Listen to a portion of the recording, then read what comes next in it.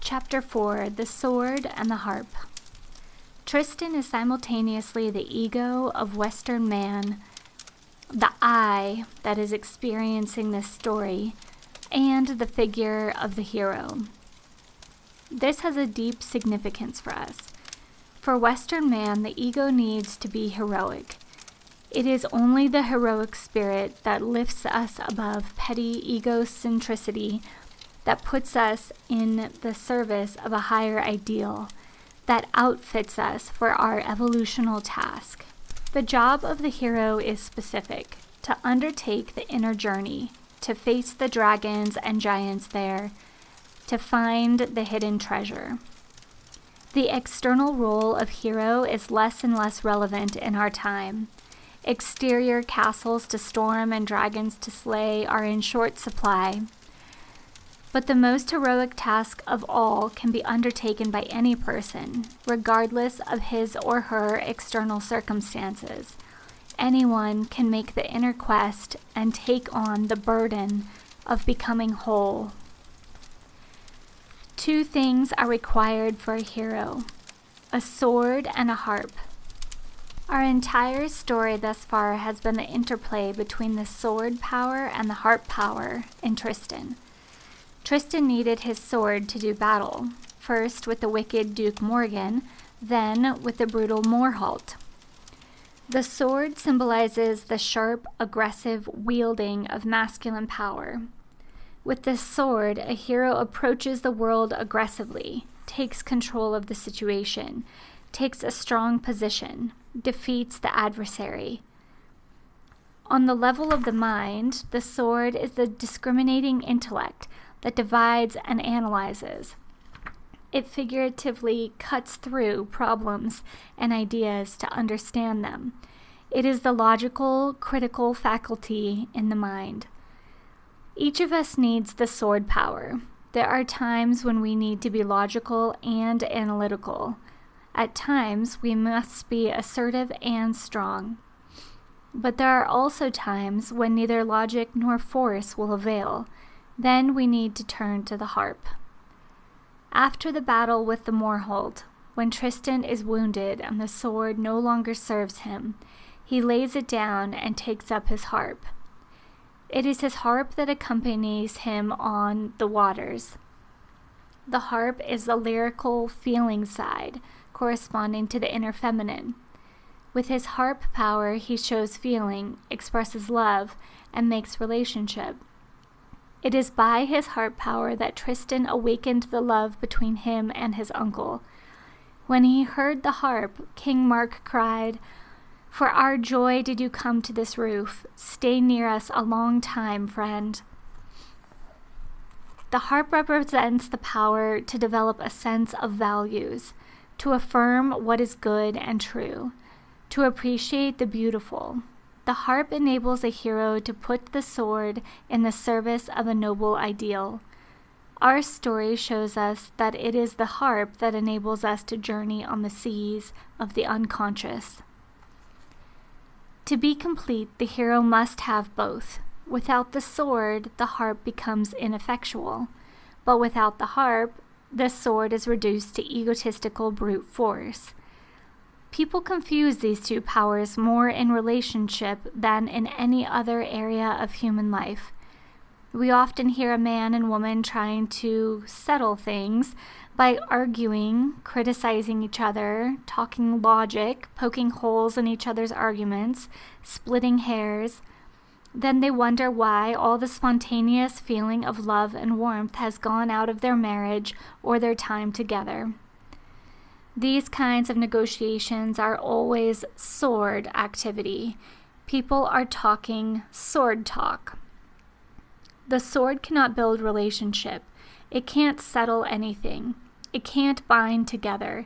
It can only rip apart. If you want to heal your relationship, build relationship, then you must learn to use the language of the harp. You must affirm the other person. Express your love and feeling and devotion. This is an absolute law. The harp heals and binds together. The sword wounds and cuts asunder. Tristan's victory over the Morholt is a profound lesson in the correct use of the sword. We need to pay attention. The Morholt represents the terrible force, the primitive, raw power that the unconscious feminine unleashes against the masculine ego that tries to shut her out. Once the Morholt appears on the scene, this is no longer a courtship. It is deadly warfare. The unconscious feminine not only demands a place in a man's life, she demands absolute control. She demands that Tristan pay the tribute and must be subject to her spell. That would be an extreme swing from one-sided patriarchal attitude to an equally unbalanced feminine attitude. It would be no marriage, no synthesis. It would be an enslavement to the opposite extreme of domination by the feminine. If a man surrenders and pays her tribute, or if his ego is destroyed in the battle with the Morholt, then he loses his masculinity and becomes a slave to his feminine side. We see this in some men at certain stages of life. A man who has always been tough, an aggressive go-getter, will suddenly be attacked by his bottled-up feminine side. It may take the form of an illness, a depression, a loss of interest in life. Suddenly, he is moody, hyper-emotional, indecisive. His wife has to make his decisions for him, while he retreats into moods and hypochondria. A great paradox is laid out before us at this point in our story.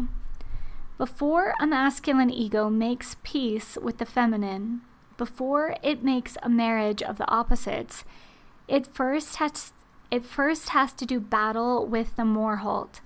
A man must first protect himself against the raw power plays of the inner feminine. He must develop enough masculine ego strength so that he can approach the powerful inner feminine on equal terms. Many Western people, caught up in misunderstandings of Eastern religions or philosophy, make an ideal of getting rid of the ego. We need to understand that the ego is absolutely necessary. It has a vital role to play in the great drama of evolving consciousness. The ego has the specific task of going to the inner Ireland, of making the synthesis among the different centers of consciousness within the vast universe of the psyche. For that task, the male ego needs to be a hero, like Tristan, and the hero's first task is to strengthen his masculine consciousness. That is correct swordsmanship in a man. He must have sword power to protect his conscious life, as he must have heart power for his journey into the unconscious. After Tristan's wonderful victory over the Morholt, there is great rejoicing. We remember that the people shouted with joys. The bells sounded to proclaim the victory. This is what goes on inside a man when he overcomes the Morholt and thus wins his masculinity. There is a great feeling of liberation, of triumph over the forces that would have made him weak or dependent. But even as a man rejoices, he is already defeated. The poison barb is in him. This is a terrible trick of fate. Right triumphs over wrong. The children are saved by Tristan's courage. What cruel destiny stabs Tristan with the poisoned barb? It is required to get Tristan to Ireland. Without it, Tristan will never go to Isolde the Fair. Without it, Tristan will simply return to the one-sided patriarchal mentality of Cornwall, congratulating himself on his masculine superiority, and never think of approaching the feminine again. The poison barb shows us that there is no final victory over the inner feminine. In every victory there will be a poisoned barb, defeat seeping through his veins even as he celebrates. This is what forces a man finally to drop his arrogance and go voluntarily to the feminine.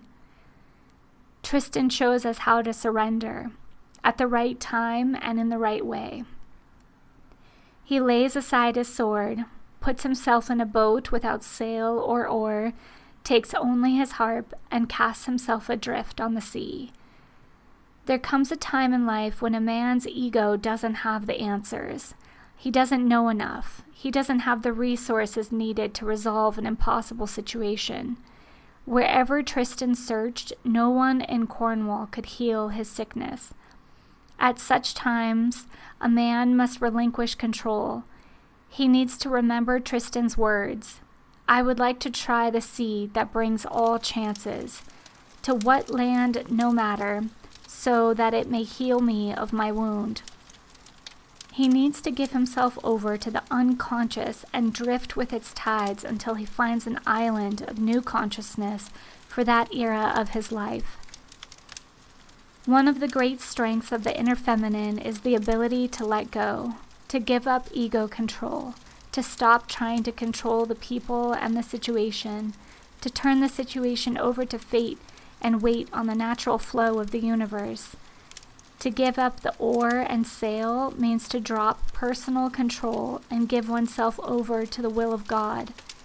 To leave the sword means to stop trying to understand by intellect or logic, to stop trying to force things. To take up the harp means to wait patiently, listening to a soft voice within, for the wisdom that comes not from logic or action, but from feeling, intuition, the irrational, and the lyrical. We see Tristan cast upon the sea. We hear the sound of a harp floating above the waves, drawn by a power that is high above the understanding of his ego, with no human chart to guide him. Tristan comes at last to Ireland, and there Isolde awaits him.